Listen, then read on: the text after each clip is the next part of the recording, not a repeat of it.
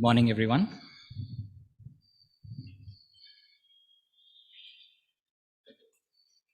Before we hear God's word, let's close our eyes and look to the Lord in prayer.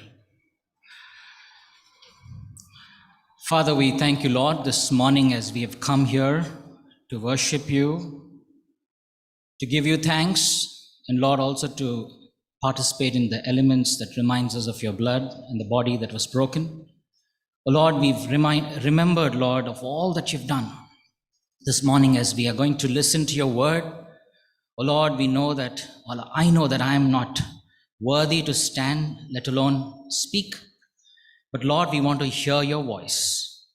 Lord, everyone seated here, Lord, we are thirsting to hear your voice. Lord, speak to us. Speak to us, Lord, and help us, Lord, that we draw closer to you. Thank you, and we praise you in Jesus' name. Amen. I would like to start with a story. All of us like stories, right? Especially the children. How many? Yeah, sorry. ఒక చిన్న వృత్తాంతంతో మనము ఆరంభించుకుందాం. మనకందరికీ కథలంటే ఇష్టం కదా.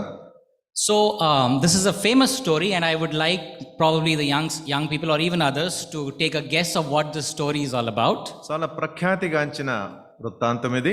మరి చిన్నవాళ్ళు కానీ పెద్దవాళ్ళు యవనస్తులు కానీ మరి దానికి దానిలో ఉన్న సత్యాన్ని ఊహించాలని నేను కోరుతున్నాను. You can actually guess as I'm telling that, and there is no marks or there is no prize for guessing. Maybe when we meet in person, I can give you something as a gift if you guess the story. ఊహించండి, మనకి ఏం ప్రైజులు ఉండవు కానీ ఊహించడానికి ముందుకు రండి. So this is a story about two rats. ఇవి రెండు ఎలుకల గురించిన ఒక వృత్తాంతం. The name of the rats are Sniffy and Scurry. Sniffy. The one sniffs. వాటి పేర్లు ఏంటంటే ఒక దాని పేరు స్నిఫీ, ఇంకోటి స్కరీ. Okay. And there's another two. The author calls them two small people called Hem and Hugh. Hem and Hugh అనే ఇంకా చిన్న ఇద్దరు కూడా ఉన్నారు అక్కడ. Okay, so there are this four people are there. So మొత్తం నలుగురు ఉన్నారు. So they find a very big cheese. They encounter a very big cheese factory or whatever you call it. I mean the cheese they encounter. అక్కడ వాళ్ళు వెళుతూ ఉన్నప్పుడు అక్కడ ఒక cheese factory కనబడింది. చీజ్ అంటే జున్ను అందం. Okay. So rats love cheese, So they said we found it. ఎలుకలకి జున్ను అంటే చాలా ఇష్టం కదా, చాలా ఇష్టపడ్డాయి. So now no more work. Let us settle down and we have our food here. Eat and just relax and don't do any other work. అవి అనుకున్నాయి, చాలా ఆహారం ఇక్కడ ఉంది కదా, ఇంకా పని అవసరం లేదు, ప్రయాస అవసరం లేదు, మనం ఇక్కడే ఆహారం తింటూ ఇంకా ఇలాగే సుఖపడదాం అనుకున్నాయి. So these two rats, actually they are eating every day. ఈ రెండు ఎలుకలు వాటి ఆహారం తింటూ వచ్చాయి ప్రతిదినం. Hem and Hugh, actually they work hard. They think about strategy and how to do this, how to do that, how to store and all that they keep thinking about. Hem and Haw అనేవాళ్ళు ఎలా మనం ఆహారం సంపాదించుకోవాలి, ఎలా దాన్ని సమకూర్చుకోవాలి, ఎలా దానిని భవిష్యత్ కొరకు ఉంచుకోవాలి అని ఆరాటపడేవారు. So one fine day the cheese gets over. ఒక్క దినాన ఈ యొక్క చీజ్, ఈ యొక్క జున్ను అయిపోయింది. So what happens, because the rats, they keep sniffing and scurrying, they look for something else now. ఇప్పుడు ఈ యొక్క ఎలుకలకు ఆహారం లేదు కాబట్టి ఏదో ఒకటి దాన్ని సంపాదించుకోవాలి కదా అని ఆరాటపడ్డాయి. So they go and find some other cheese. కనుక అవి వెళ్ళి వెతుకుతూ ఉన్నప్పుడు ఇంకొక చీజ్ ముక్కలు వాళ్ళకి కనబడ్డాయి. I hope some people are already guessing the name of what the story and the book is. ఇప్పటికే బహుశా మీరు ఊహించుంటారు కొంతమంది. Okay, and then Hem and Hugh, they find it's over. మరి హెన్ అండ్ హ్యూ వాళ్ళు వచ్చి ఈ ఆహారం అయిపోవడం వాళ్ళు గమనించారు. So they're very sad. They say, what do I do now? Let me look if there's something stored here. They're stored here, there. They keep digging and figuring out, and then they go disappointed and dejected. కనుక వాళ్ళు అటు ఇటు వెతికి ఇప్పుడు ఏం చేయాలబ్బా అని అక్కడ ఇక్కడ వెతికి ఇంకేమైనా దొరుకుతుందేమో అని వాళ్ళు వెతికారు. But what happened to these two rats? Found another place and they are now happily eating because they are sniffing and scurrying. They are not thinking anything, they've gone and they're eating now. ఇది ఎప్పుడు వాసన చూస్తూ అటు ఇటు వెళ్ళి తిరిగి ఆహారం వెతుకుతుంటాయి కనుక ఇంకొక చోట ఆహారం వారికి కనబడ్డాయి. ఇంకా దాంతో వాళ్ళు సంతోషంగానే ఉన్నారు. M and Hugh, every day they come, they do this, and then they get dejected. And Hugh told him, come on, let's go out and let's look for something else. Hem and Haw వాళ్ళిద్దరూ వచ్చి చూసేవాళ్ళు. మరి ఎక్కడ వాళ్ళకి ఆహారం కనబడేది కాదు కనుక వాళ్ళలో ఒకళ్ళు అన్నారు, మన దూరంగా వెళ్ళి వెతుకుదాం రా అని చెప్పారు. Hugh said, no, we put so much of hard work. I don't want to leave this place. If you want, you go.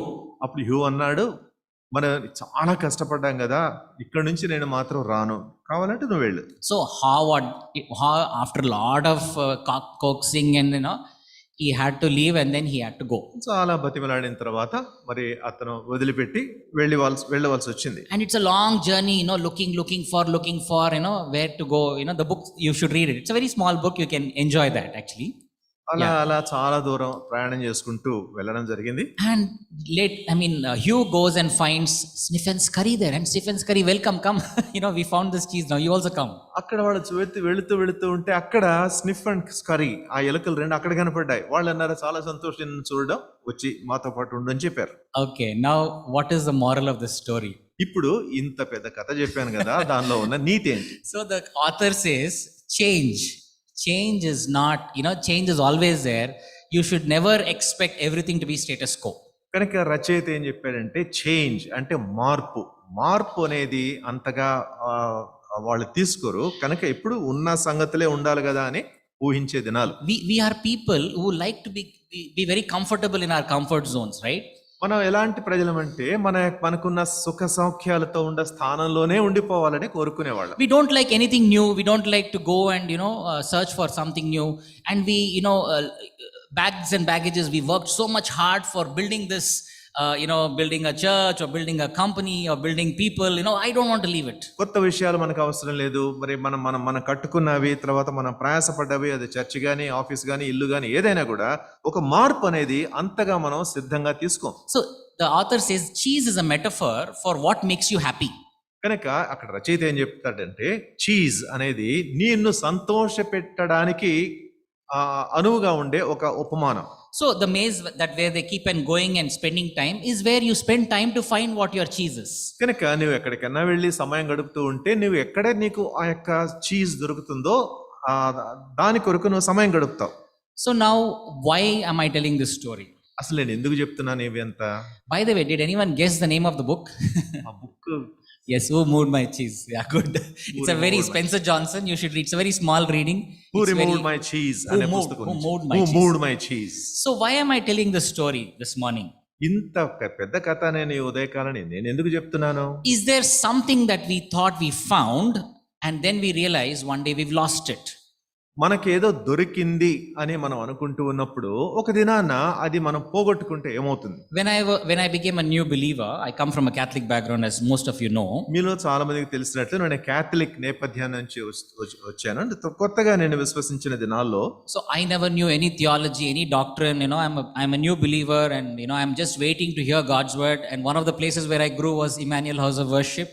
నాకేదో థియాలజీ తెలీదు, తర్వాత నాకేమీ డాక్టరీన్ తెలీదు. నాకు తెలిసిన స్థలం ఒకటే ఉండింది, Emmanuel house of worship.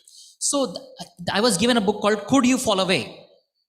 Could You Fall Away? మరి Could You Fall Away అనే ఒక పుస్తకం ఎవరో నాకు ఇచ్చారు. And in that book the author says, you might lose your salvation. You might lose your salvation. ఆ పుస్తకంలో ఆ రచయిత ఏమంటాడంటే, నీ రక్షణను పోగొట్టుకునే వీలుంది అనేవాడు. Now that started making me say, this is not scriptural. I thought, if I am saved, once saved, I'm always saved. నేను అనుకున్నాను, ఇది వాక్యానుసారంగా లేదు కదా, ఒకసారి నేను రక్షించబడితే ఎప్పటికీ రక్షించబడిన వాడిగానే ఉంటాను కదా. And later I came to know it's Calvinist, because I'm a pure Calvinist. I believe that once I'm saved, I'm always saved. తర్వాత కాల్వినిస్ట్ గా నేను విశ్వసించేవి, ఒకసారి నేను విశ్వసించింది అలాగే నేను ఆ విశ్వాసంలోనే ఉంటాను. And then there was another thing that, there's Jacobus Arminius, if you have heard of his doctrine, he says no, you can lose your salvation. ఇంకొక సిద్ధాంతం వాళ్ళు చెప్పేవారు, మీ యొక్క రక్షణను పోగొట్టుకునే వీలుంది. Anyway, I mean, three things that used to bother me is can I lose my salvation? మూడు విషయాలు నన్ను ఇబ్బంది పెట్టేవి. నా రక్షణ నేను పోగొట్టుకోగలనా? Second most important thing that used to bother me is why is there a divide between something called sacred and something called secular? రెండవది, మరి ఒకటేమో చాలా పవిత్రంగా ఎంచబడేది ఒకటి ఉంటుంది, ఇంకొక లౌక్యంగా ఎంచబడేది ఇంకొకటి ఉంటుంది. Sunday is very sacred for all of us. మరి మనకందరికీ పవిత్రంగా ఎంచబడేవి ఒకటి ఉంది. On a Sunday morning, I know among the people of God we come and worship. This is very holy for us. ఆదివారం ఉదయకాలాన మన దేవుని ప్రజలంగా వచ్చి ఇలాగ మనం సమకూడుతాం, అది చాలా మనం పవిత్రంగా భావిస్తాం. But when we go back on a Monday morning to our places of worship, place of work, why don't we consider that as holy as well? అయితే సోమవారం వెళ్ళి తిరిగి ఉద్యోగాల్లో మన పనుల్లో మనం నిమగ్నమైనప్పుడు దానిని ఎందుకు పవిత్రంగా భావించం మనం? It is something that probably we think God is only present here on a Sunday morning. And then Sunday అంటే ఆదివారం ఉదయం మాత్రమే దేవుడు ఇక్కడ ఉన్నాడు అని మనం ఒక అపోహలో ఉంటాం. Why can't I worship God in the best of what I do in my workplace? నా యొక్క పని స్థలాలలో నేను చేసే పనిని నేను శ్రేష్టమైనదిగా ప్రభు కొరకే ఎందుకు చేయకూడదు? I know most of our elders would always say come to church on time and honor God and all that. ఎప్పుడు మనకి ఈ విషయాలు జ్ఞాపకం చేయబడతాయి, మీరు సమయానికి రండి, దేవుని ఘనపరచండి అని ఎప్పుడు మనం చెప్తూనే ఉంటాం. But nobody tells us go to time on your workplace. Make sure God is also honored there. కానీ మీకు ఎవరు చెప్పరు, పని స్థలాలకు వెళ్ళండి, ఆఫీసుకు త్వరగా వెళ్ళండి, అక్కడ కూడా దేవుని ఘనపరచాలి అని ఎవరు చెప్పరు. The third most thing that bothered me was మూడవ విషయం నన్ను ఇబ్బంది పెట్టింది ఏంటంటే, we always represented organizations. మన యొక్క సంస్థలకు మనం ప్రాతినిధ్యం వహిస్తాం. We are very proud to be part of Emmanuel House of Worship. Emmanuel house of worship లో భాగంగా ఉండడానికి మనం చాలా I'm గర్వకారణంగా proud about my company. I'm proud about this organization that I represent and that organization that I represent. నేను పనిచేసే company కానీ, నేను పనిచేసే సంస్థ కానీ, దాని గురించి మనం ఎంతో గర్వకారణంగా భావిస్తాం. But God looks at the context. Those are only context. He can change context. అది కేవలం సందర్భాలే, అయితే సందర్భాలు మారుతాయి. He can place you in one workplace, then he can place you in another workplace. Doesn't mean that he is not the same God here and there. పని స్థలాలు పని ఒక చోటు ఉండొచ్చు, తర్వాత మార్పు చెంది ఇంకొక చోటు ఉండొచ్చు, కానీ ఒకే దేవుడు అక్కడ ఇక్కడ కూడా మనకున్నాడు. So these three, we can probably cover a little bit of what God has laid on my heart. కనుక దేవుడు నా హృదయం మీద ఉంచిన భారాన్ని గురించి కొంత నేను పంచుకోవడానికి ప్రయత్నిస్తాను. So let's look at Romans 8:29-30. రోమా పత్రిక, We've still not come into the main part of the message, so you just hold on there for a minute. రోమా పత్రిక 8వ అధ్యాయం చూసుకుందాం. ఇది మన ప్రధానమైన అంశం ఇది కాదు. It says, for those he foreknew, he also predestined to be conformed to the image of his son, that he might be the firstborn among many brothers and sisters. తన కుమారుడు అనేక సహోదరులలో జ్యేష్ఠుడగినట్లు దేవుడు ఎవరిని ముందు ఎరిగినో వారు తన కుమారునితో స్వారూప్యము గలవారగుటకు వారిని ముందుగా నిర్ణయించెను. And 30 says, and those he predestined he also called, and those he called he also justified, and those he justified he also glorified. 30వ వచనంలో, మరి ఎవరిని ముందుగా నిర్ణయించినో వారిని పిలిచెను, ఎవరిని పిలిచెనో వారిని నీతిమంతులుగా తీర్చెను, ఎవరిని నీతిమంతులుగా తీర్చెనో వారిని మహిమపరచెను. So foreknown by God since the beginning of the creation.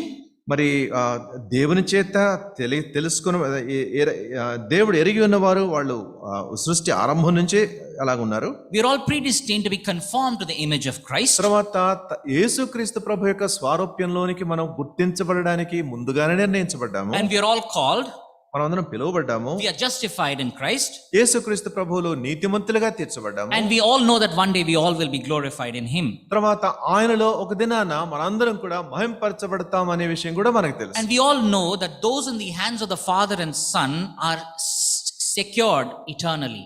కనుక తండ్రి కుమారునితో ఎవరైతే ఉంటారో నిత్యత్వం వరకు నిరంతరము ఎల్లకాలము వారికి భద్రత ఉందని కూడా మనకు తెలుసు. The Lord Jesus will not lose any sheep given by the Father. యేసుక్రీస్తు ప్రభు తన తండ్రి చేత ఆయనకు అనుగ్రహించబడిన ఏ గొర్రెను కూడా ఆయన పోగొట్టుకోడు. But the scripture says, కానీ లేఖనాలు సెలవిస్తున్నాయి, some believers might go to hell. కొంతమంది విశ్వాసులు బహుశా నరకానికి వెళతారు. We have to use scriptures even though it may not fit into our preconceived ideas and assumptions. మనము ముందుగా నిర్ణయించుకున్న లేక ముందుగా మనం నిర్ధారించుకున్న విషయాలకు విరుద్ధంగా లేఖనాలు ఉంటే దాన్ని కూడా మనం గమనించాలి. Is a man justified by faith and faith alone, apart from works? Absolutely yes. ఆ, క్రియలు పక్కన పెడితే కేవలం విశ్వాసం ద్వారానే మనుష్యుడు నీతిమంతుడిగా తీర్చబడతాడా? అవును. Does the scripture says that every single person who believes will enter into eternal life? మరి విశ్వసించిన ప్రతివారు కూడా నిత్య జీవనంలోనికి ప్రవేశిస్తాడా? And who will become part of the new Jerusalem? ఆ క్రొత్త యెరూషలేములో భాగంగా ఉంటాడా? No. లేదండి. There are believers who will and some who won't. There are believers who will and some who won't. కొంతమంది విశ్వాసులు అలా ఉంటారు, కొంతమంది అలా ఉండని వాళ్ళు కూడా ఉంటారు. Let's look at Romans 9:6. రోమా పత్రిక 9వ అధ్యాయం 6వ వచనం చూద్దాం రండి. For not all those who are descended from Israel are Israel. అయితే దేవుని మాట తప్పిపోయినట్టు కాదు, ఇశ్రాయేలు సంబంధులందరూ ఇశ్రాయేలీయులు car. There are two types of Jews. ఈ రెండు విధాలైన యూదులు ఉన్నారు.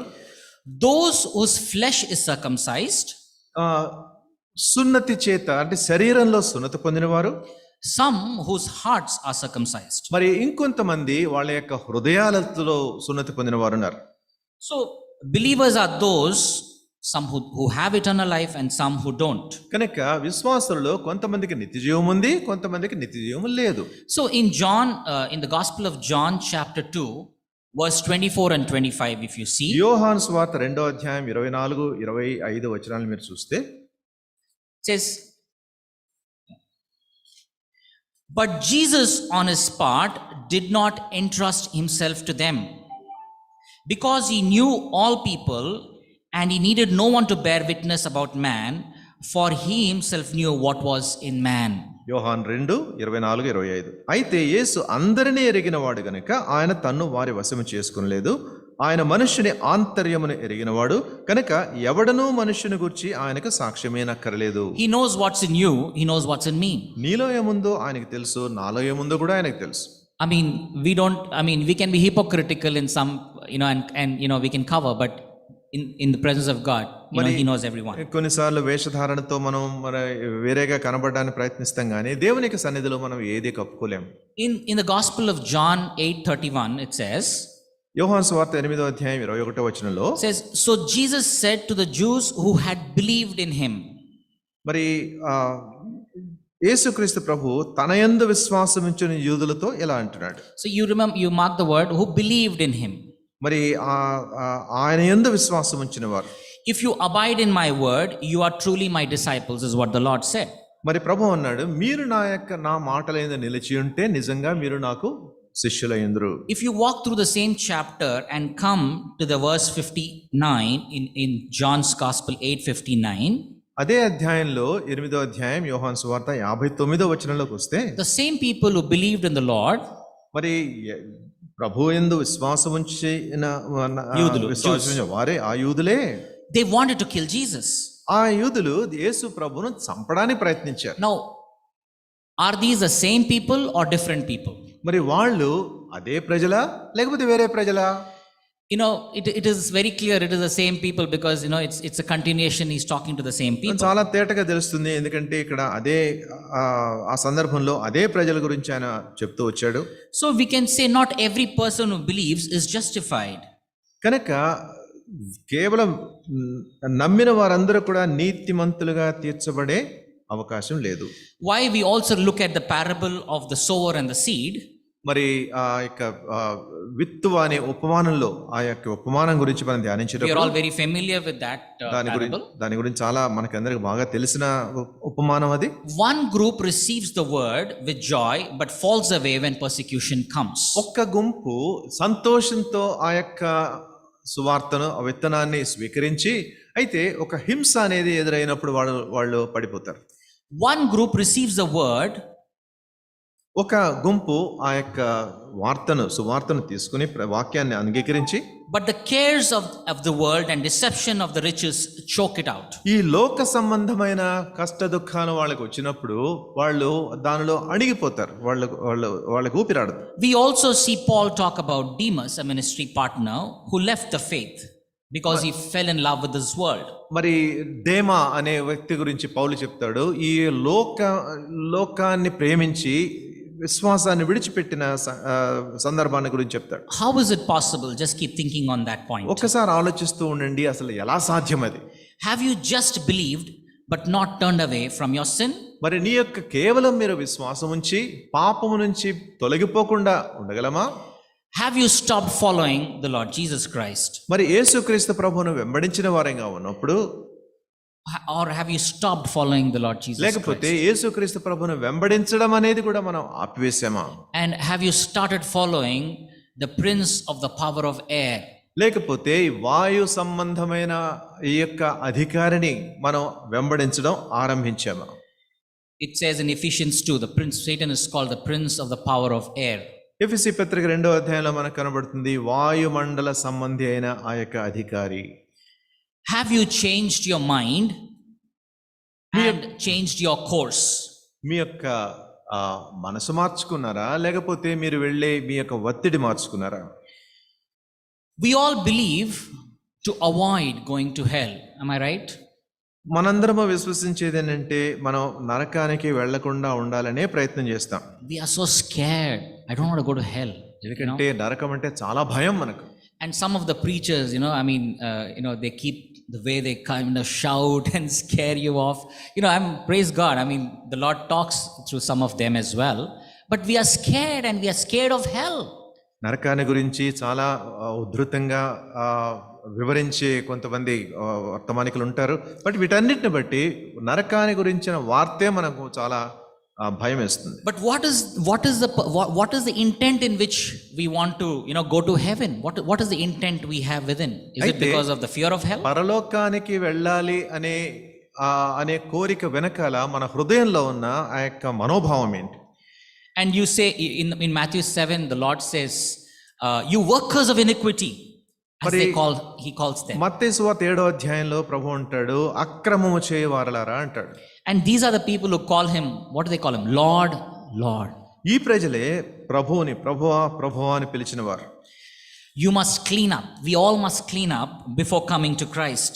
కనుక యేసుక్రీస్తు ప్రభు దగ్గరికి రాక మునుపు మనం అందరం మనల్ని మనం శుభ్రపరచుకోవాలి. Repenting and believing. మరి పశ్చాత్తాపడి విశ్వాసం ఉంచుట. It says, he who endures till the end will be saved. అంతము వరకు సహించిన వాడు రక్షించబడును. Now we'll come to what the actual message is today. అసలు ఇప్పుడు చెప్పుకోవలసిన సందేశానికి ఇప్పుడు వద్దాం రండి. I've titled my message, have you truly repented?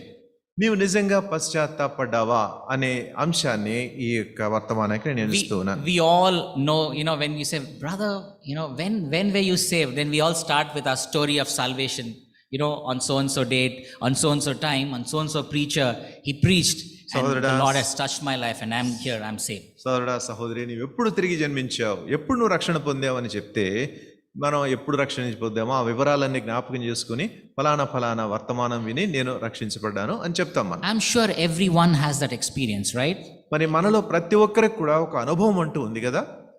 And we've heard many messages about assurance of my salvation. నా రక్షణ నిర్ధారణ గురించిన అనేక వర్తమానాలు మనం వినే ఉంటాం.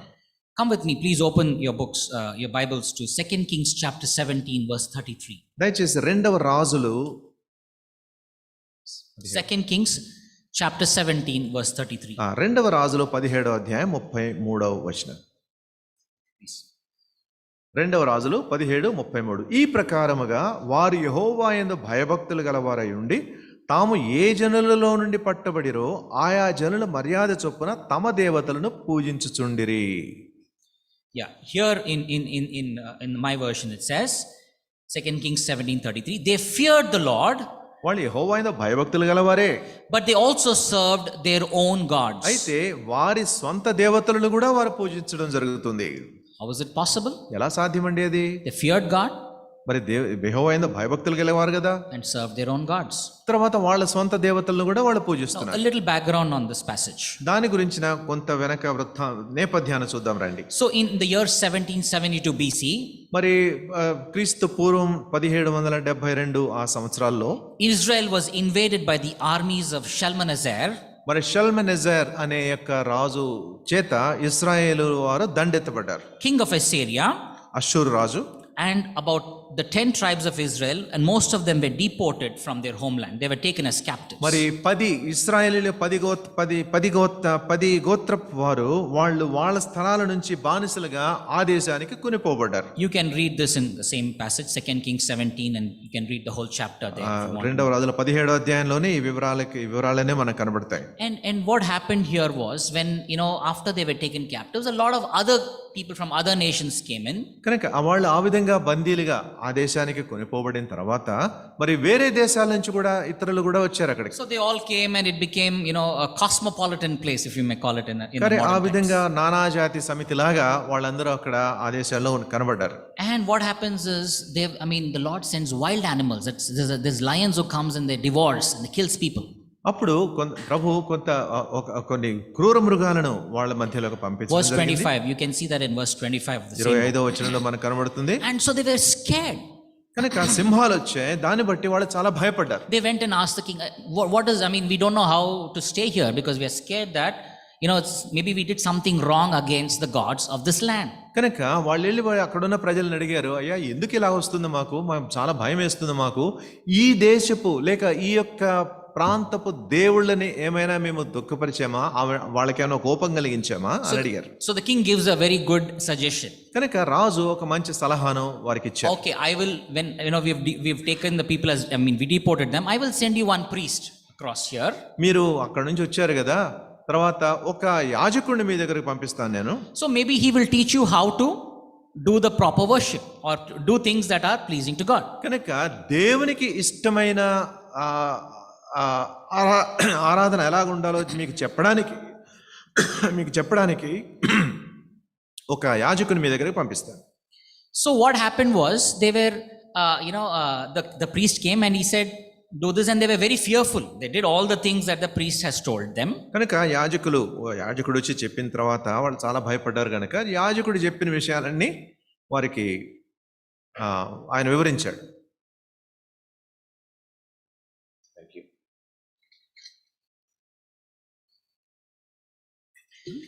So they did what the priest told them. కనుక ఆ యాజకుడు చెప్పింది వాళ్ళు జరిగించారు. But they did one more thing. కానీ ఇంకొక విషయం కూడా వాళ్ళు చేశారు.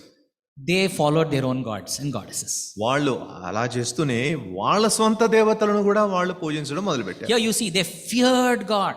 కనుక ఇక్కడ మనం చూస్తున్నాము, యెహోవా యందు భయభక్తులు గల వారుగా ఉన్నారు. And they also did what they wanted to do. ఇది కూడా చేసుకుందాం. తర్వాత ఆయా జనుల మర్యాద చొప్పున తమ దేవతలను కూడా వాళ్ళు పూజిస్తున్నారు. Don't we find that in our own country, in our own land, people say, Yesu Prabhu, even, I have one photo. So one of my friend used to say, all the photos, I'll put Jesus also photo akkada. Roj morning elli, I'll worship him also. మన దేశంలో కూడా ఇలాంటి సంఘటనలు మనకు కనబడవా? అందరి దేవుళ్ళతో పాటు యేసు ప్రభు photo కూడా పెట్టి అందరూ ఒకటేనండి, అది ఆయన ఫోటో కూడా ఉంది అని చెప్తారు. So there was this article which I read and I reread long back in 2015 in Outlook it came. మరి 2015 సంవత్సరంలో అవుట్లుక్ లో వచ్చిన ఆ యొక్క వృత్తాంతం. I'm sure some of you sitting here would have read that article. కొంతమంది చదివే ఉంటారు. It says, why Christianity failed in India. మరి క్రైస్తవ్యం భారతదేశంలో ఎందుకు పతనమైంది? It's written by a man called Tony Joseph. His name is Christian, but he is an atheist. మరి Tony Joseph అనే క్రైస్తవుడిగా పేరు క్రైస్తవ్యానికి చెందినప్పటికీ అతను నాస్తికుడు.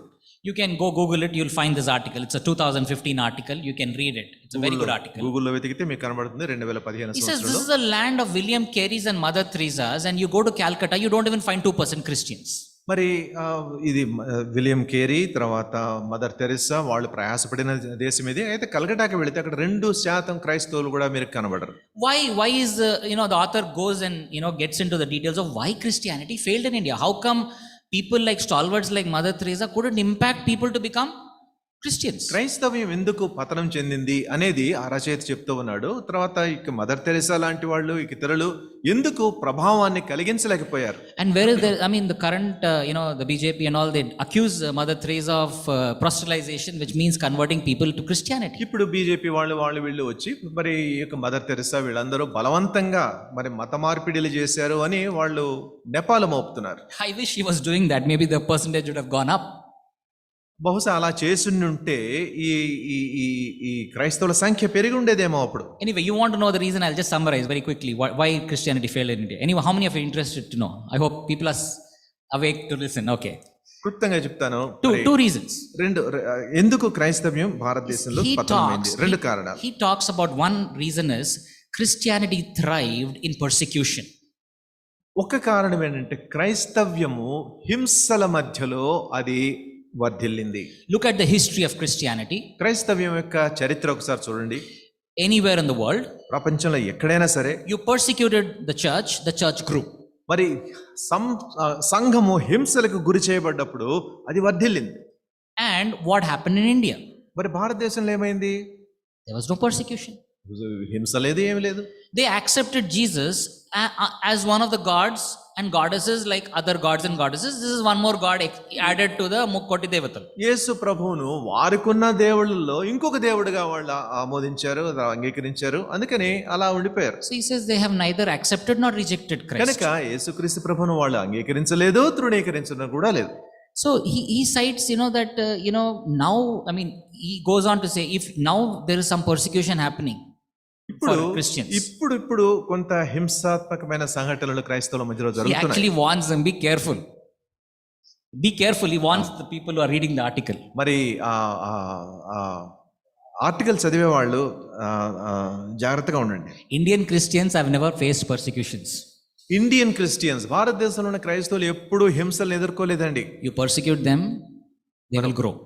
వాళ్ళని హింసకు గురి చేయండి, వాళ్ళు ఎదుగుతారు, వర్ధిల్లుతారు. So be careful, don't touch them. he says that in this article. కనుక ఆయన అంటాడు, రచయిత అంటాడు, కాబట్టి వాళ్ళని హింసకు గురి చేయొద్దు, హింసలు చేస్తే వాళ్ళు పెరిగిపోతారు అన్నాడు. So what are the two reasons I said? కానీ రెండు కారణాలు ఏంటి నేను చెప్పింది? No persecution, మరి హింసలు లేవు, accepting Jesus as one of the many gods and goddesses. మరి వారికి ఉన్న అనేకమైన దేవుళ్ళలో యేసుక్రీస్తు ప్రభువును కూడా ఒక దేవునిగా వాళ్ళు అంగీకరించడం. So now let us flip it out.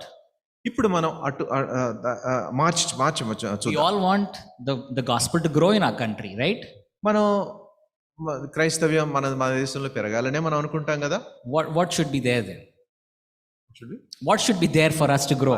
అలా పెరగాలి అంటే మనకి ఏముండాలి? Tell me. Persecution is a must. హింసలు ఉండాలి, కష్టాలు కలగాలి. If there is no persecution, there is no growth. హింసలు లేకపోతే ఎదుగుదల ఉండదు. Secondly, Jesus should be, the gospel is very clear that Jesus is the only way, the only truth, the only రెండో life. కారణం ఏంటంటే మరి యేసుక్రీస్తు ప్రభువు ఏకైక అసమానమైన ఆయన ఏకైక దేవునిగా ఉన్నాడు, అదే సువార్త. And we have mixed some of them, saying everyone, the kind of gospel that is being preached, it has become very, I don't know how to say. It's mixed, ఇప్పుడు మనం ఏం చేసామంటే ఇక్కడ నుంచి కొన్ని తీసుకుని కలగాపులగం చేసేసాం సువార్తను. So persecution and Jesus is the only way. కనుక హింస, యేసు అది మాత్రమే కేవలం ఏకైక మార్గం. When we hear of people being persecuted, I know it's difficult. We don't want to go through it, but we need to pray that God gives them strength to go through that particular. ప్రజలు హింసల్లోంచి వెళుతూ ఉన్నప్పుడు అది చాలా కష్టంగా మనకి అనిపిస్తుంది, చూడడమే కష్టము. అటువంటి పరిస్థితులు మనకు కలగకూడదని మనం అనుకుంటూ ఉంటాం. ఒకవేళ జరిగితే అటువంటి మనసు దేవుడు మనకు అనుగ్రహించును గాక. Let's come back to this passage again. మళ్ళీ ఈ యొక్క వాక్య భాగానికి వద్దామండి. My question is, whom do you serve as your own gods? నా ప్రశ్న ఏంటంటే, మీ స్వంత దేవుళ్ళుగా ఎవరిని మీరు సేవిస్తూ ఉన్నారు, పూజిస్తున్నారు? Do we have some gods that we serve as our gods? మరి మన దేవుళ్ళుగా ఉండడానికి కొంతమంది దేవుళ్ళు మనం ఎన్నుకుని వాళ్ళని పూజిస్తున్నామా? I have few points I want to quickly walk through with what can be our gods. మరి మనకు దేవుళ్ళుగా పరిణమిల్లేవారు ఎలా ఉంటారు? Ownership, the point number 1, ownership of our possessions. మన యొక్క ఆస్తిపాస్తుల గురించిన స్వంతదారుగా ఉండే ఆ పరిస్థితి. We say I am the owner. మనం ఉంటాం అంతటికీ ఓనర్ నేనేనండి. But the Bible never talks about ownership, but it talks about stewardship. Bible ఎప్పుడు కూడా ఓనర్షిప్ గురించి మాట్లాడదు, అది స్టూవర్డ్షిప్ అంటే జవాబుదారీతనం గురించి మాట్లాడదు. Uncle Bhaskara used to say, we are accountable to what we give and we are accountable to what we retain. మరి భాస్కరరావు గారు చెప్పేవారు, మనం ప్రభు సన్నిధికి ఏమేమి తెస్తున్నామో, మనతో ఏమి ఉంచుకుంటున్నామో ఆ రెండిటికి కూడా మనం లెక్క చెప్పవలసిన వారంగా ఉన్నాం. We may say, God is my owner, but we may continue to do things that are dishonoring or maybe that he may not like. కనుక మనం ఫలానివి నా సొంతం అని మనం చెప్పుకునేటప్పుడు ఇంకొన్ని విషయాలలో మనం దేవుని ఘనపరిచే వారంగా ఉండం. The second point is, a person who does not make his or her occupation as part of obedience to God, does not serve God. మరి దేవునిని సేవించడంలో తన యొక్క ఉద్యోగం కానీ తన యొక్క జీవితంలో దాని విషయంలో జాగ్రత్త వహించకపోతే దేవునిని సేవించేవాడిగా ఉండలేడు. I talked about the sacred secular divide. మరి సేక్రెడ్ అండ్ సెక్యులర్ అంటే పవిత్రమైంది, లౌకికమైంది, ఈ రెండింటిని వ్యత్యాసం చెప్తున్నా. There is nothing like that in the Bible. Bible never talks about ఇది sacred, ఇది secular. Never it talks. అది బైబిల్లో ఎక్కడా లేదండి. ఇది లౌక్యము, ఇది పవిత్రం అనేది బైబిల్లో ఎక్కడా లేదు. So if you are a teacher, you go to teach, you know that you are honoring God in where you're teaching. మరి నీవు ఉపదేశకుడు అయితే నేను ఉపదేశించేదే దానిలో ఉద్ఘాటించవచ్చు. You're honoring God. God is glorified in what you're doing. కనుక అప్పుడు నువ్వు దేవుని ఘనపరిచేవాడిగా ఉంటావు. నువ్వు చేసే పనులు దేవుడు మహింపరచబడతాడు. People who say that, I can go to Sunday and worship, but when I come back, I'm busy, I don't have time. But do you realize that when you're working, when you're doing, do you honor God? Do you realize that God is with you? ఆదివారం నేను గుడికి వెళ్తానండి, దేవాలయానికి వెళ్ళి మందిరానికి వెళ్తాను. తర్వాత నా పనుల్లో నేను నిమగ్నమైనప్పుడు అంత టైం ఉండదు నాకు దేవుని విషయంలో. కానీ దానిలో కూడా దేవుని మనం గణపరచాలి. It's enough to say a morning prayer, a quick evening prayer, and then I'll go and do my work. Compartmentalize. ఉదయకాలాన కొంత ప్రార్థన చేసుకుని, సాయంకాలం కూడా ఏదో ప్రార్థన చేసేసుకుని, మిగతావన్నీ కూడా నా పనులు. కనుక ఈ విధంగా మనం గదులుగా ఏర్పరచుకుంటాం. That's your own small gods. అవే మీ యొక్క చిన్న మీరు నియమించుకున్న చిన్న దేవుళ్ళు. Third point, those who devote to the Lord which costs them little or nothing. మరి తమకు ఏదైనా శ్రమ అంటే క్రయం చెల్లించవలసిన విషయాలు ఏమీ లేకపోతే దేవుని సేవించలేవు. That costs them little or nothing. మరి వాళ్ళకి చాలా స్వల్పంగా కానీ అసలు ఏమీ లేకుండా క్రయం అనేది లేకుండా ఉన్నప్పుడు they are serving their own gods. వాళ్ళు తమ స్వంత దేవుళ్ళను పూజించడం జరుగుతుంది. And I am overemphasizing the fourth point again. Those who say 6 days of the week belong to me and I will only give the 7th day to the Lord. మరోసారి ఉద్ఘాటిస్తూ ఉన్నాను, వారంలో 7 దినాల్లో 6 దినాలు నావి, నా ఇష్టం వచ్చినట్టు నేను చేసుకుంటాను, 7వ దినం మాత్రం ప్రభువుది. God says remember the Sabbath and keep it holy. Come and fellowship, come and worship. It's absolutely correct. But don't say that the rest of the 6 days is yours. The rest of the 6 days is also his. ప్రభు దినాన్ని, సబ్బాతును మీరు పరిశుద్ధంగా ఆదరించండి అని ప్రభు చెప్పినప్పుడు మరి మిగతా దినాలు దాని ఆ విధంగా జరపకూడదని అర్థం కాదు. A few hours of convenient time, morning, like Simon was mentioning, I want to sit in my cozy confines. Zoom has made things easy, and then finish off and then do all my other things even on a Sunday afternoon or evening. మరి ఆదివారం కూడా మరి నేను ఇంట్లో కూర్చొని జూమ్లోనో దేనిలోనో కొంత ఏదో సమయం గడిపేసిస్తే మిగతా సమయం అంతా నాకు అందుబాటులో ఉంటుంది. It's like we're converted on a Sunday and back to square one on a Monday. కనుక మరి ఆదివారం చూసి కొంత ప్రయత్నం చేస్తే మళ్ళీ సోమవారం వచ్చేసరికి మళ్ళీ మొదటికే వచ్చేస్తాం. The fifth point, those who will not make any sacrifices on personal comfort. మరి వ్యక్తిగతమైన సౌఖ్యం కొరకు ఎటువంటి క్రయం చెల్లించిన వారు, I cannot do this, I cannot do that because I don't want to disturb my comfort.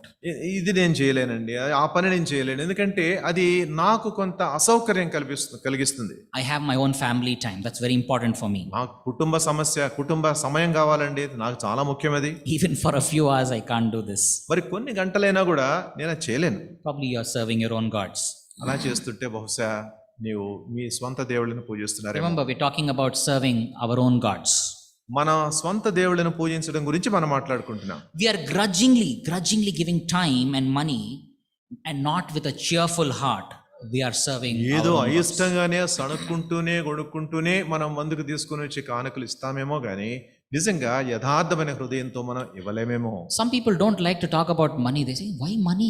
It's that's something. Why should you talk in the church? కొంతమంది అసలు డబ్బు గురించి మాట్లాడడానికే ఇష్టపడరు. మరి ఎప్పుడు డబ్బు డబ్బు డబ్బు అంటారు, ఎందుకు దాని గురించి చర్చలో మాట్లాడడం ఏంటి? Is money unholy? మనీ అనేది, డబ్బు అనేది అదేమి అపవిత్రమైందా? Everything I'm talking, everything is holy. What you give to God is holy. What you retain is also ప్రతిదీ కూడా holy పవిత్రమైనది. to God. ప్రతిదీ కూడా పవిత్రమైనది. దేవునికి ఇచ్చేది పవిత్రమే, నీతో పాటు నువ్వు ఉంచుకునేది కూడా పవిత్రమే. The other point, those who ask how little they can do, rather not how much they can do for the ministry of God. దేవుని యొక్క పరిచర్య కొరకై మరి They ask how little, not how much they can do for God. మరి ఎంత స్వల్పమైంది నేను చేయగలను అంతే చేస్తాను, తర్వాత ఎంతగా నేను ఇవ్వగలను అనే విషయం ఆలోచించరు. The other point is, those who are saving up wealth for their families to elevate and promote them. They're saving wealth. మరి తమ కుటుంబాల కొరకే ఆస్తిపాస్తులు జమ చేసుకునేవాళ్ళు. It's nothing wrong. I'm not trying to say saving wealth is wrong. మరి ఆస్తి సంపాదించుకోవడం, తర్వాత దాన్ని దాచుకోవడం అనేది తప్పని నేను చెప్పను. But how is your wealth creation serving the good of the community or serving good for the Lord? అయితే నీవు ఆస్తి అలా సమకూర్చుకుంటున్న ఆస్తి సమాజానికి ఉపయోగకరంగా ఉంటుందా, లేకపోతే దేవునికి ఉపయోగకరంగా ఉంటుందా? Is that the purpose why he calls you to save wealth or to give it for the benefit of others? నిన్ను రక్షించడానికి దేవుడు దేవుడు పిలిచిన పిలుపుకి అదేనా అర్థం, లేకపోతే ఇతరుల ప్రయోజనం కొరక? And the other point, this is a very common thing that I keep seeing some of my friends say. Their goal is to accumulate as much as they can so that they can retire quickly and rest. మరి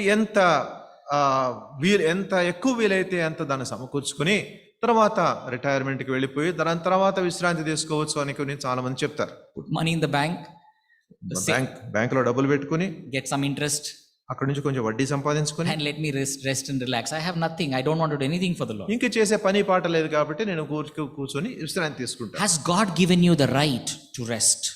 అసలు అటువంటి విశ్రాంతి తీసుకోవడానికి దేవుడు నీకు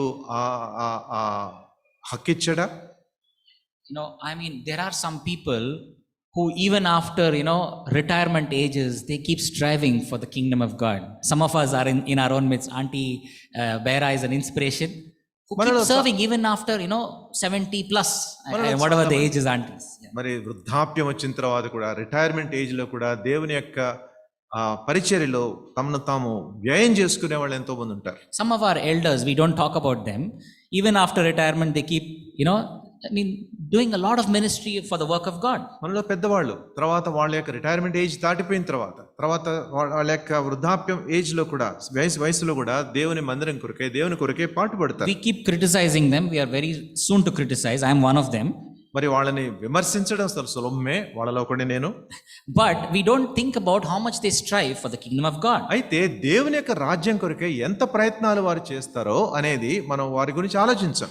The other point, ఇంకోటి, those who are readily moved to action by appeals to their own selfish interest. Ante if I'm benefiting in this particular project or this work, or if I am made the leader or whatever, then I will be involved. స్వార్థపూరితమైన కోరికలు అది సాధించే వరకు, దానికి స్వార్థంగా ఉంటే అప్పుడు నేను ముందుకు వెళతాను. The other point, those who are more interested in their own fame than the glory of God.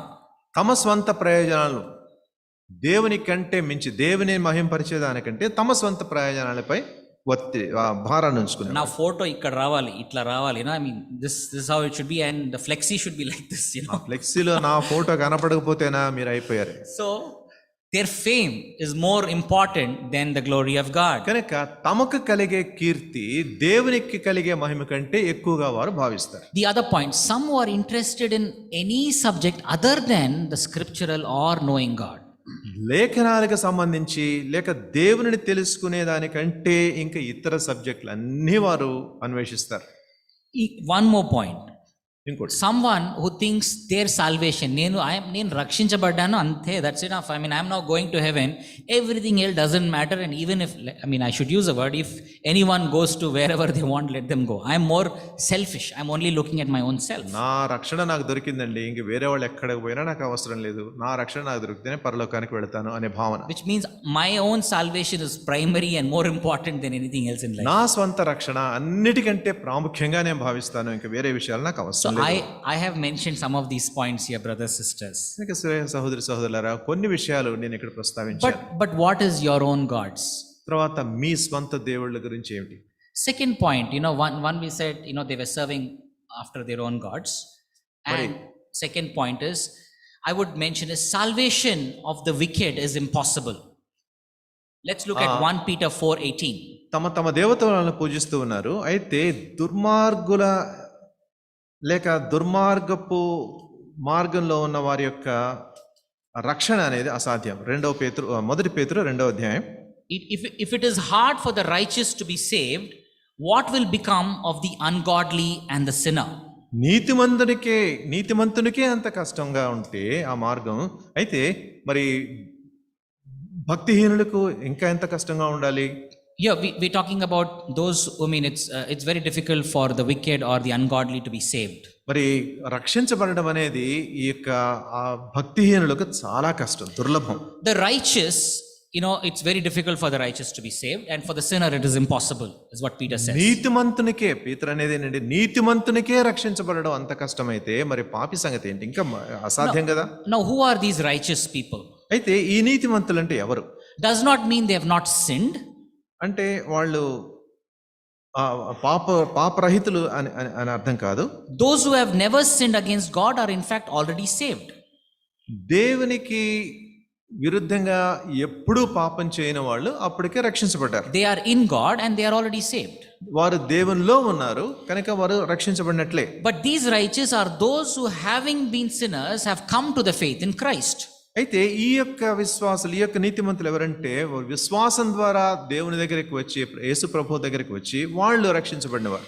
And they have become heirs to the righteousness that comes by faith. తర్వాత విశ్వాసం ద్వారా వారికి సంక్రమించే ఆ యొక్క నీతికి వారు వారసులయ్యారు.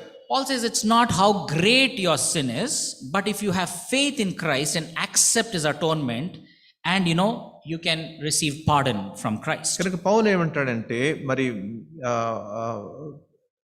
మీ యొక్క, it's not how great your sin is, మీ యొక్క పాపం ఎంత గొప్పదైనా సరే అది కాదు ముఖ్యమైనది. but if you have faith in Christ, అయితే యేసుక్రీస్తు ప్రభువులో మీరు విశ్వాసం ఉంచితే, and if you have accepted his atonement, ఆయన యొక్క ప్రాయశ్చిత్తాన్ని మీరు ఆమోదిస్తే, అంగీకరిస్తే, and as a pardon, I mean, he gives you pardon for your sins. ఆయన మీ పాపాల నిమిత్తమై క్షమాపణ ఆయన అందిస్తాడు. The difficulty in saving sinners is not simply they have sinned in the past, but because they continue sinning and not believing in the Lord Jesus. పాపములో లేక పాపుల యొక్క రక్షణ అంటే వారికి కలిగే రక్షణ వారు చేసే పాపాలను క్షమించబడడం కాదు, కానీ పాపం లేకుండా ముందుకు ఎలా ఉండాలి, ముందుకు సాగిపోవాలి. They continue in sin and they don't accept the saving grace of the Lord Jesus Christ. పాపంలో వాళ్ళు కొనసాగుతూనే ఉంటారు. అప్పుడు యేసుక్రీస్తు ప్రభు యొక్క రక్షణ కృపను మనం అంగీకరించలేం. That's why Peter says it's hard for the righteous to be saved. How much more for the ungodly and the sinner? అందుకనే పేతురు అంటాడు, మరి నీతిమంతులకే అంత కష్టమైతే మరి భక్తిహీనులకి ఇంకా ఎంత కష్టం అవ్వాలి. Dear brother, dear sister, are there someone here who have still not come to that saving knowledge of the Lord Jesus Christ? ప్రియ సహోదరి సహోదరులారా, ఇక్కడ ఎవరైనా అటువంటి రక్షణ, యేసుక్రీస్తు ప్రభువులోకి రక్షణ భాగ్యంలోకి రాకుండా ఉన్న వాళ్ళు ఎవరైనా ఉన్నారా? If your sin is not been forgiven, you cannot experience the saving grace of Christ. మీ యొక్క పాపం క్షమించబడకపోతే యేసుక్రీస్తు ప్రభు యొక్క ఆ యొక్క కృపలోనికి మీరు రాలేరు. Look at some of the reasons why you don't come to Christ. మరి యేసుక్రీస్తు ప్రభు ఎదుకు రాకుండా ఉండే కొన్ని కారణాలు చూడండి. Something forbids you. You come and sometimes we come and sit in meetings, but something forbids us to believe in him. మరి కొన్నిసార్లు సమావేశాలకు వస్తాం, కూర్చుంటాం, కానీ ఆయన యందు విశ్వాసం ఉంచడానికి కొన్ని ఆటంకాలు మనకు ఎదురవుతాయి. Spiritual company is never a good thing for us. మరి ఆత్మీయమైన సహవాసం అనేది మనకు is never a good thing. Adi- It's not adi- good for me. అది నాకు పడదండి అది. I'm very unhappy in the presence of, when the meeting is going on, when God's word or prayer is going on. My soul is not very happy sitting there in the fellowship of God's people. కూటం జరుగుతూ ఉన్నప్పుడు, తర్వాత దేవుని యొక్క వాక్యం ప్రకటించబడేటప్పుడు, సహవాసం ఉన్నప్పుడు నాకు ఏదో ఒక విధంగా అది కొంచెం కష్టంగా అనిపిస్తుంది, అక్కడ నేను కూర్చోలేను అనిపిస్తుంది. Is this you or is this some of us here this morning? I want to ask us. బహుశా ఇక్కడ కూర్చున్న వాళ్ళలో బహుశా నీవు అలాంటి వాళ్ళు ఎవరైనా ఉన్నామా అని నేను It's my prayer, it's my desire that, the Lord touches you this morning. ఈ ఉదయకాలన ప్రభువు మిమ్మల్ని ముట్టాలి అని నా యొక్క ప్రార్థన, నా యొక్క కోరిక. Because without His saving grace, everything is of no use. ఎందుకంటే రక్షించే ఆ యొక్క కృప లేకపోతే ఈ మిగతావన్నీ కూడా నిరుపయోగమే. Isaiah 55:6 says, Seek the Lord while He may be found, call Him while He is near. యెహోవా మీకు దొరికినప్పుడు ఆయనను వెదకండి, కనుగొనండి అని 55వ అధ్యాయం యెషయా 6వ వచనం. The last, but the second last, we're running out of time. I just want to talk about what is true repentance and what is false repentance. మరి అసలు యథార్థమైన పశ్చాత్తాపం అంటే ఏంటి, తప్పుడు పశ్చాత్తాపం అంటే ఏంటి, క్లుప్తంగా మనం We చూసుకుందాం. started with the point, are you truly repentant? యథార్థంగా నువ్వు రక్షించబడ్డావా అనే అంశంతో మనం ఆరంభించుకున్నాం. So, in 2 Corinthians 7:10, it says, 2 కొరింథీ 7వ అధ్యాయం 10వ వచనంలో, For godly grief produces repentance that leads to salvation without regret, 2 కొరింథీ 7:10, whereas worldly grief produces death. దైవ చిత్తానుసారమైన దుఃఖము రక్షణార్థమైన మారు మనసును కలుగజేయును, అయితే లోక సంబంధమైన దుఃఖము మరణమును కలుగజేయును. Here he is talking about godly grief that produces repentance. ఇక్కడ ఆయన అంటాడు, దైవ చిత్తానుసారమైన దుఃఖము మారు మనస్సు కలుగజేయును, that leads you to salvation. ఆ యొక్క మారు మనస్సే నిన్ను రక్షణకు నడిపిస్తుంది. There's something called worldly grief also. తర్వాత లోక సంబంధమైన దుఃఖం కూడా ఇంకోటి ఉంది. Paul says it produces death. మరి పౌలు అంటాడు అది మరణమును కలుగజేయును. If you look at a little brief about this chapter, మరి ఈ అధ్యాయం గురించి కొంత క్లుప్తంగా మనం చూడాలంటే, Paul refers to another letter formerly written to the church at Corinth on a subject they were to be blamed. కొరింథు వారికి రాసిన మరొక పత్రిక గురించి పౌలు ప్రస్తావిస్తున్నాడు. He wrote on a subject where he was blaming them. It caused them grief. వాళ్ళ మీద ఒక నెపం మోపుతూ ఉన్నాడు, వారి వలన నాకు దుఃఖం కలిగింది అని చెప్తున్నాడు. He speaks of the effect it has had on them to true repentance. After they read it, they were truly repentant of it. కనుక ఆ యొక్క అవన్నీ ఆయన రాసిన చదివిన తర్వాత వారు నిజంగా యథార్థంగా పశ్చాత్తాపడ్డారు, దుఃఖపడ్డారు. They had godly grief. దైవ సంబంధమైన దుఃఖం అనేది వారికి కలిగింది. It produced true repentance. వారికి యథార్థమైన పశ్చాత్తాపం వారికి కలిగింది. In verse 11 he says, what earnestness, what eagerness to clear yourself, what indignation, what fear, what longing, what zeal, what punishment. At every point you have proved yourself innocent in this matter. 2 Corinthians 7:11. 11వ అధ్యాయం 11వ వచనం 7వ అధ్యాయం 2 కొరింథీ, మీరు దేవుని చిత్త ప్రకారం పొందిన ఈ దుఃఖము ఎట్టి జాగ్రత్తను, ఎట్టి దోష నివారణకైన ప్రతివాదమును, ఎట్టి ఆగ్రహమును, ఎట్టి భయమును, ఎట్టి అభిలాషను, ఎట్టి ఆసక్తిని, ఎట్టి ప్రతిదండనను మీలో పుట్టించునో చూడుడి. So there was one repentance leading to salvation, another one leading to death. కనుక ఒక పశ్చాత్తాపం చూస్తే రక్షణకు దారితీస్తుంది, మరొకటి ఒక దుఃఖం చూస్తే రక్షణకు దారితీస్తుంది, మరి ఒక దుఃఖము అది మరణానికి దారితీస్తుంది. So can we conclude that there are people who have truly not repented? కనుక నిజంగా పశ్చాత్తాపడని వారు ఉన్నారు అని మనం తాత్పర్యం చెప్పుకోవచ్చా? So let's look at what is true repentance. Point number 1. కనుక అసలు యథార్థమైన నిజమైన పశ్చాత్తాపం అంటే ఏంటో చూడండి. I'll cover 4 points. I'll cover very quickly with running out of time. 4 points I'll cover here. 4 విషయాలు చూసుకుందాం. Repentance is a change of mind about the nature of sin. మరి మారు మనస్సు లేక పశ్చాత్తాపం అంటే పాపం యొక్క గుణాన్ని బట్టి గుణానికి సంబంధించి కలిగే మార్పు. Change of mind about the nature of sin. మారు మనస్సు అంటే ఆ యొక్క పాపం యొక్క నైజం గురించి మన యొక్క మనసులో మార్పు. Sin looks different to the one who repented and then to the one who did not repent. పశ్చాత్తాపడిన వారికి పాపం ఒకలా కనబడుతుంది, పశ్చాత్తాపం లేని వాడికి మరోలా కనబడుతుంది. Instead of fascinating and desirable, of how fascinating and desirable it looks, it looks detestable. Okasari, when I come to know the Lord, for me, did I ever do that?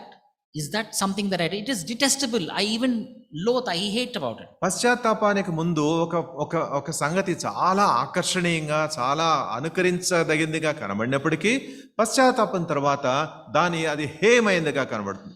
He was, the person who was repented, he's surprised. Did I even ever do that kind of a thing? కనుక రక్షించబడిన లేక పశ్చాత్తాపడినవాడు నిజంగా అంత ఘోరమైన విషయాలు నేను చేశానా, అసలు ఎలా చేశాను అని అనిపిస్తుంది. For the one who did not repent, అయితే యథార్థంగా పశ్చాత్తాపడనివాడు, sin may look like it may ruin them because God will punish them. మరి పాపం ఎలా కనిపిస్తుందంటే అది తనకు నాశనం కలిగిస్తుంది, క్షీణత కలిగిస్తుంది, దాన్ని బట్టి దేవుని శిక్ష నేను పొందుతాను అనిపిస్తుంది. But somewhere deep down it's still desirable.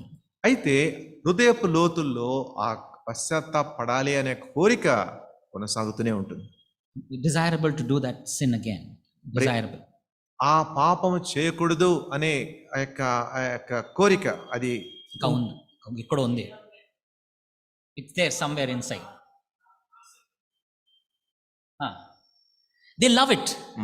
అటువంటి ఆసక్తి, ఆ పాపం చేయాలి అనే ఆసక్తి హృదయపు లోతుల్లో కొనసాగుతూనే ఉంటుంది. If it's ends in happier, they might not even they may not even abandon it if it concludes in happiness. కనుక ఆ పాపాన్ని విడిచిపెట్టలేకుండా అలాంటి వాళ్ళు ఉంటారు. Point number 2.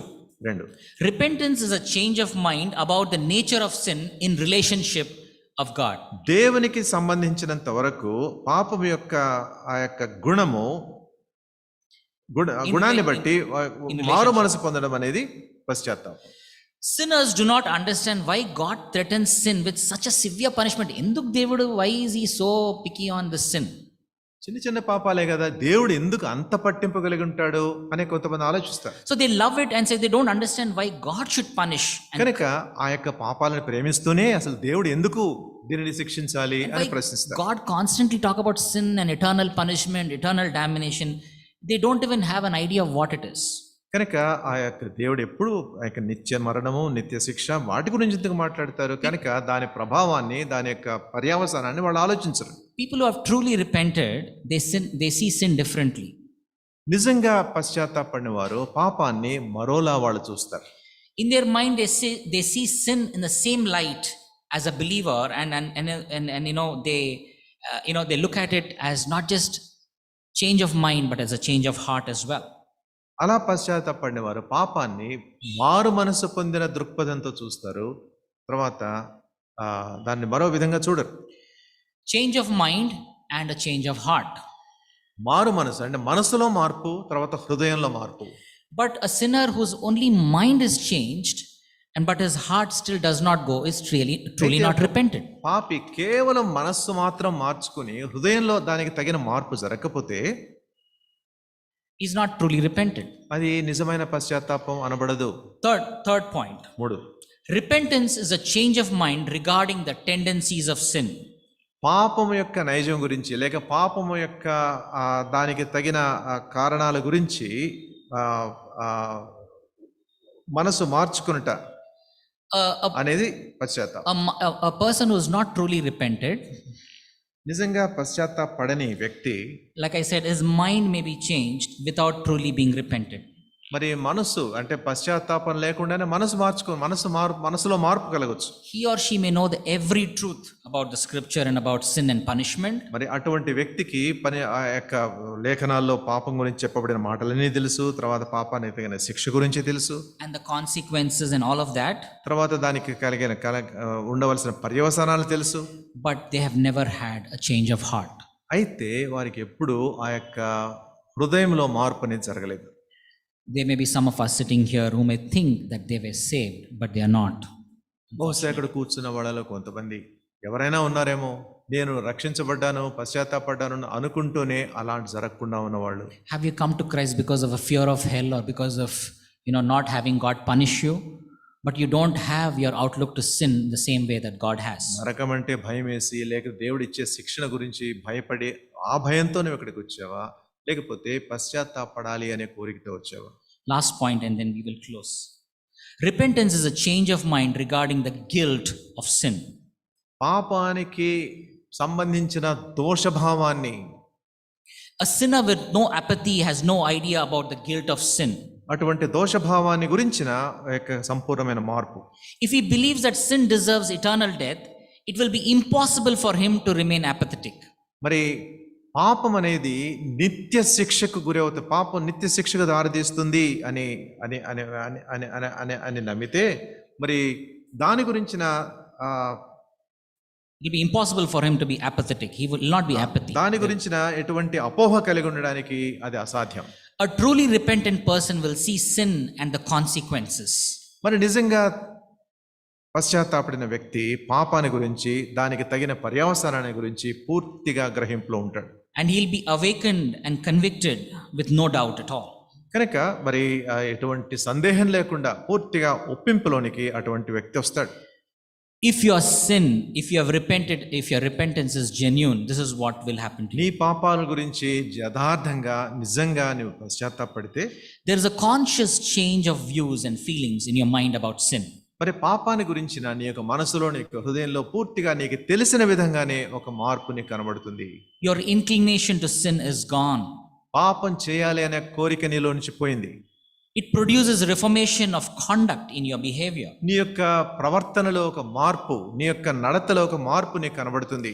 You know that you do not deserve, and you are always in the state of humility in the presence of God, that I do not deserve this. అటువంటి పరిస్థితికి దేవుని యొక్క సన్నిధిలో నేను ఉండే అటువంటి అర్హత నాలో లేదు అనే ఒక భావం నీలో కలుగుతుంది. You'll never go about even as simple as sins or whatever, gossiping, slander, backbiting about others and all that. చిన్న చిన్న పాపాలు కూడా, అది ఇతరుల గురించి Gossip, slander. దూషణ మాటలు కానీ, లేకపోతే చాడీలు చెప్పడం కానీ, కొండేలు చెప్పడం కానీ, ఇవి కూడా నీకు చాలా పెద్దగానే కనబడతాయి. It will lead you to confession and restitution, which is to restore yourself. కనుక అవన్నీ కూడా అటువంటి భావము నీకు ఆ పాపాలను ఒప్పుకొని పశ్చాత్తాపడడానికి దారితీస్తుంది. It's a permanent change of character and conduct. అప్పుడు నీ యొక్క ప్రవర్తనలో, నీ యొక్క నడతలో పూర్తిగా, నీకు గుణంలో పూర్తిగా శాశ్వతమైన మార్పు మీరు చూడగలరు. These are the kind of people that Calvin probably talk about, that they will, God will preserve their salvation. వీళ్ళ గురించి కాల్విన్ మాట్లాడుతూ ఉన్నాడు, వాళ్ళ రక్షణ నిలిచి ఉంటుంది అని. And this is what the scripture talks about, like we have in the end, that we will, the one who will preserve us from falling. కనుక అటువంటి వారు పడిపోకుండా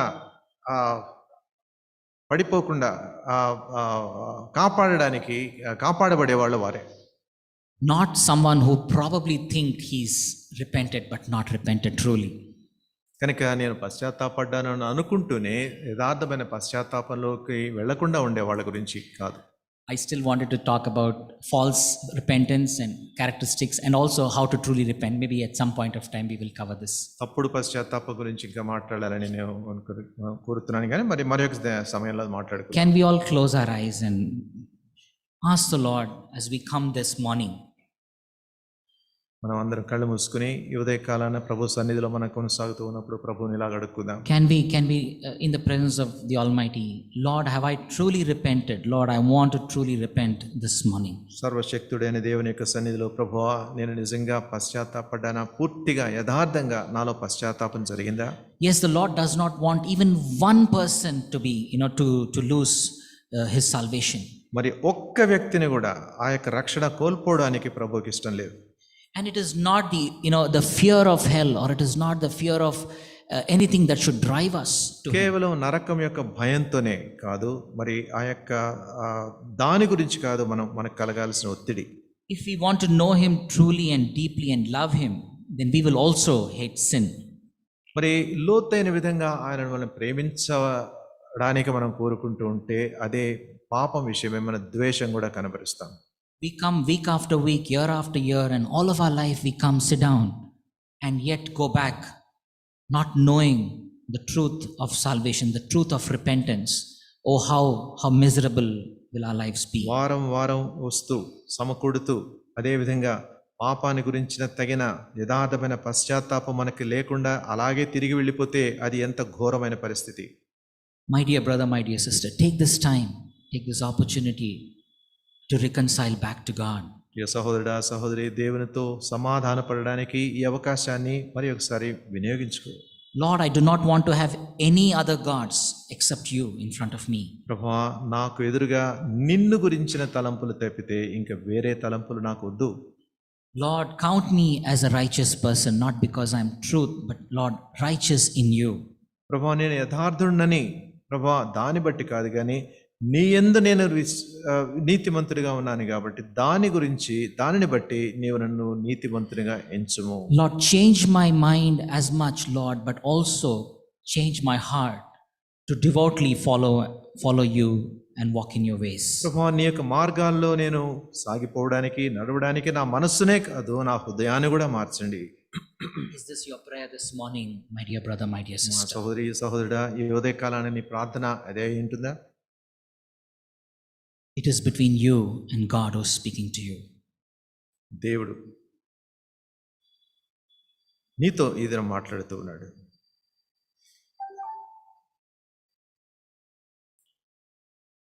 పరిశుద్ధుడైన జీవము కలిగిన మహోన్నతుడైన మా తండ్రి, ఈ ఉదయ కాలాన మీ యొక్క వాక్యం నుంచి కొన్ని విషయాలు మీరు మాకు జ్ఞాపకం చేశారు. మీకు వందనాలు. అవును తండ్రి, ఒకప్పుడు మీకు దూరంగా ఉన్నాను, ఒకప్పుడు నిజమైన పశ్చాత్తాపాన్ని ఎరగని వారంగా ఉన్నాను, ఒకప్పుడు కనికరానికి దూరంగా ఉన్నాను ప్రభా, ఒకప్పుడు దేవుని ప్రజలంగా మేము ఎంచబడలేదు. అటువంటి జీవితంలో నుంచి యేసుక్రీస్తు ప్రభు శిలువలో అందించి ఉన్న ఆ క్షమాపణను పొందడానికి ప్రభా పరిశుద్ధాత్మ ద్వారా ఆ పశ్చాత్తాపాన్ని మీరు కలిగిస్తూ ఉన్న ఆ యొక్క గొప్ప కనికరాన్ని బట్టి ప్రభా మీకు వందనాలు. ఆ కనికరాన్ని పొంది అటువంటి పశ్చాత్తాపాన్ని నిజంగా పొందిన వారిని బట్టి నీకు వందనాలు చెల్లించుకుంటున్నాను. అది గొప్ప రక్షణ. ఇంత గొప్ప రక్షణను మీరు నిర్లక్ష్య పెట్టిన ఎలాగ తప్పించుకుందరు అని వాక్యం సెలవిస్తుంది. కనుక ప్రభా మా మనసుకు మా యొక్క ఆత్మకు విరోధంగా పోరాడే ప్రతి శరీరాశను ప్రతి కోరికను మేము విసర్జించి ప్రభా మీరు కోరే అటువంటి నిజమైన యథార్థమైన పశ్చాత్తాపంలోనికి మమ్మల్ని తీసుకుని రమ్మని ప్రభువాని వేడుకుంటున్నాను. ఈ విధంగా ప్రభువా మా ప్రభు త్వరగా వచ్చే దినాలు మాకు సమీపమవుతూ ఉన్నాయి. ఆయనను ధైర్యంతో ప్రభువా ఎదుర్కొనే అవకాశాన్ని అటువంటి సమయాన్ని మాకు దయచేయమని వేడుకుంటున్నాను. ఇమాన్యుయల్ హౌస్ ఆఫ్ వర్షిప్ సంఘాన్ని బట్టి ప్రభావ మీకు వందనాలు. ఈ సంఘంలో ఉన్న ప్రతి ఒక్కరిని బట్టి ప్రభావ మీకు వందనాలు చెల్లించుకుంటున్నాను. యవనస్తులు, చిన్న బిడ్డలు, పెద్దవారు తండ్రి వారి వారి యొక్క పనుల్లో తండ్రి ప్రతి విషయంలో మేము ఉండే స్థలాలలో, మేము నివసించే ఇండ్లలో, పరిసర ప్రాంతాల్లో, మేము పనిచేసే స్థలాల్లో ప్రభావ దేవుడు నియమించిన సంఘంగా పశ్చాత్తాపడిన ప్రజలంగా మమ్మల్ని చూచి ఇతరులకు పశ్చాత్తాపం ప్రోత్సాహం అందించే ప్రజలంగా మమ్మల్ని చేయమని ప్రభువాని వేడుకుంటున్నాను. ప్రభా మా దేవా, మరి ఈ ఉదయకాలం అంతా ప్రభా మీరు మాకు తోడుగా ఉన్నారు, మీకు వందనాలు. మా మధ్యలో కొంతమంది అనారోగ్యంగా ఉన్నారు, వారి కొరకు కూడా ప్రార్థిస్తున్నాం ప్రభా. మరి షారోన్ పీటర్స్ ప్రభా, ఆమె ఎంతో తీవ్రమైన భుజం నొప్పితో బాధపడుతూ ఉంది. ఆ బిడ్డను మీరు దర్శించండి, ముట్టండి ఆయన. అలాగే ప్రభా సుధాకర్ సద్గుణ యొక్క కుమారుడు జోసఫ్ జాయ్ హాస్పిటల్లో ఉన్నాడు తండ్రి, ఒళ్ళంతా ర్యాష్తో తండ్రి. ఆ బిడ్డను కూడా ప్రభా మీరు దర్శించండి. ఇస్తూ ఉన్న ట్రీట్మెంట్ను ప్రభా మీరు వారికి అందించండి ప్రభా, స్వస్థపరచండి, క్షేమంగా తీసుకుని రండి. మీ కృపాహస్తాలకి మమ్మల్ని మేము అప్పచెప్పుకుంటూ ప్రభా మేము తిరిగి మా యొక్క గృహాలకు, మా యొక్క పనుల్లోకి మేము వెళ్ళనైంటుండగా నీ యొక్క సన్నిధి కాంతితో మమ్మల్ని నడిపించమని వేడుకుంటూ మా ప్రభు మా రక్షకుడైన యేసుక్రీస్తు ప్రభు నామంలో ప్రార్థించి వేడుకుంటూ ఉన్నాం తండ్రి. Now unto him who is able to keep us from falling and to present us faultless before the presence of his glory with exceeding joy, to the only wise God, our Savior, our Lord Jesus Christ, be majesty, dominion, power and authority now and forever. Amen. Thank you. God bless you.